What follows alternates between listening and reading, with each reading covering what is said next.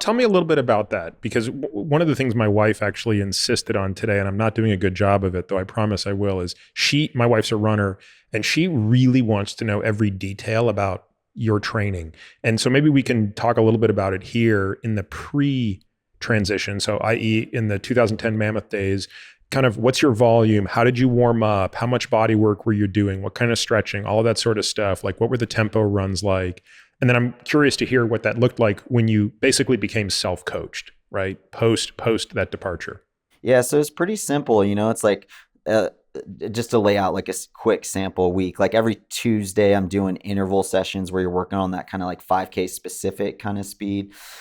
Things like 6 by a mile, 10 by a K, 800 meter repeats, 400 meter repeats. I've kind of since like gravitated more towards shorter distance repeats, 400s, 200s, things like that. I think that's way more important for marathoners because you kind of want a lot of differential between how fast those Tuesday intervals are compared to your like Thursday or Friday threshold. Prior to your departure, when they were 1 mile repeats and 1K repeats, let's say the main set was 10 by a kilometer or 6 by a mile. That's the main set. What's the warm up? How do you go from, like, when you arrive at the track, what's the first thing you do?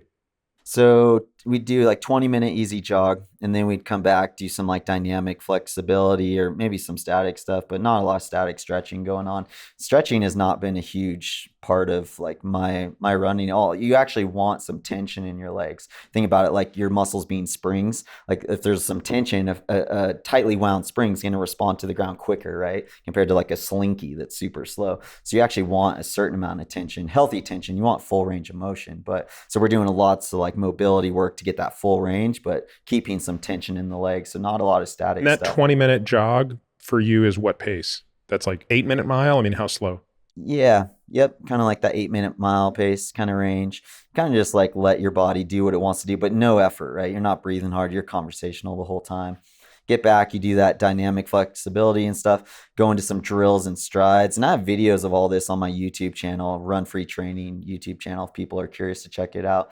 But drills and strides before maybe like, it takes like 5-10 minutes to do that. The strides are maybe like 6 times 100 meters, something like that. And then you change shoes into your racing shoes and then straight into the workout. And then you would do, let's say it's a 6 by a mile. How fast would you run that mile? So if your half marathon pace would be a 4:32-ish, your marathon pace would be a 4:42 to 4:45. How much faster do you need to run that mile? So yeah, if we were doing it up at altitude, I would typically be running right around that kind of 4:30 pace at 7,000 feet. So if you're down at sea level, that's kind of equivalent to like 4:20-ish, maybe a tad bit under. So that the 6 by a mile and the Ks, that's more of like 10K specific workout. But again, I would kind of gravitate more towards like 5K specific stuff. A little Much bit rest in quicker. between each set? So with the miles, we'd keep it fairly tight, like 90 seconds to 2 minutes. Again, kind of depends. It's like when you're at altitude, you take a little bit more rest, but it's crazy. Like, as you get fit, like you recover super fast. So, and the intensity, it's like, we're not doing like max sprints where those guys got to take like 10 minutes between sprints, right? Like we're very much like when you're doing that 10K range, ideally you're running an effort, you should be able to hold for 10K and you're stopping at a mile. So you're not like killing it, So anywhere between 90 seconds and 2 minutes on the rest. Walking during the 90-second recovery or standing still? Yeah. You're walking. Kind of sometimes we're like walk jogging, just like slow walk jog. Kind of depends. Like I like doing in and out kind of intervals too. That was like one of Prefontaine's workouts where you do like 200 meters fast, 200 meters kind of moderate. So the moderate part would be at like 8-minute pace or even faster, like 7-minute pace. And then the fast part is at like goal 5K pace or slightly slower than mile pace even. So there's a lot of different variations that we take on those workouts. And what would be the cool down at the end of that main set? And then a 20-minute cool down. And then the whole day, we're just spent like resting, doing some mobility work, eating, ice bathing, which, it's funny, like the science on the ice bath has changed quite a bit. Like we would go from these workouts and long runs straight to a creek, straight into cold water. Whereas, the science is now showing you want your body to respond to the inflammation first. So that's more what we do now, where we wouldn't do an ice bath. We don't do a ton of ice baths in general, but there's a whole bunch of other good positive effects of ice bathing, like dopamine going up tenfold and all this stuff. Right. That's going to have some antidepressant effects. Right. And would you be doing 2 workouts on that day or 1?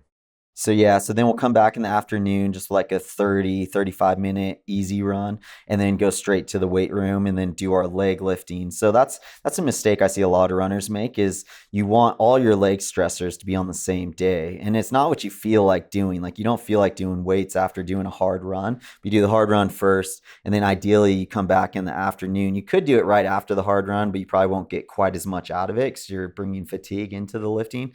If you space it out a little bit more, you usually feel better during the lifting. We do our hard leg session in the afternoon, and then head home, eat, early to bed. I always describe my life was more of a professional sleeper than a professional running. Like, honestly, I was just sleeping all the time. I would book out every single day from 1 to 3 p.m. would be my business meeting. And so no calls, nothing scheduled during that time. And those were just 2-hour naps every single day. So the sleep, and that's the thing. So what were you sleeping, like 10 hours a day between the nap and night? Yeah, probably right around there. I'm probably in bed for 9 to 10 hours every night, but there'd also be some restlessness from the hard training and honestly, maybe even from sleeping too much. I wasn't very sleep deprived, so sometimes I'd wake up in the middle of the night, be starving, go get a snack, get back in bed, lay there and awake for an hour or two, and then fall back asleep. But just, it's like the Kenyans, the Ethiopians, they spend a ton of time off their feet as well, right? So it's like when you're not training, you're trying to not be doing anything. So we're like runners, pro runners are very lazy people, like from day to day. Like, we don't go for walks or hikes or do anything. It's just train, eat, sleep, stay off your feet. Like, and you're always aware of that energy expenditure. You're trying to save as much as you can for your training.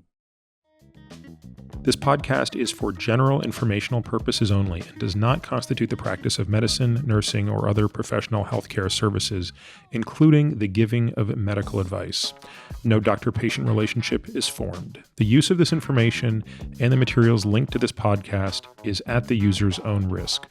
The content on this podcast is not intended to be a substitute for professional medical advice, diagnosis, or treatment. Users should not disregard or delay in obtaining medical advice from any medical condition they have, and they should seek the assistance of their healthcare professionals for any such conditions. Finally, I take conflicts of interest very seriously. For all of my disclosures and the companies I invest in or advise, please visit peterattiamd.com/about, where I keep an up-to-date and active list of such companies.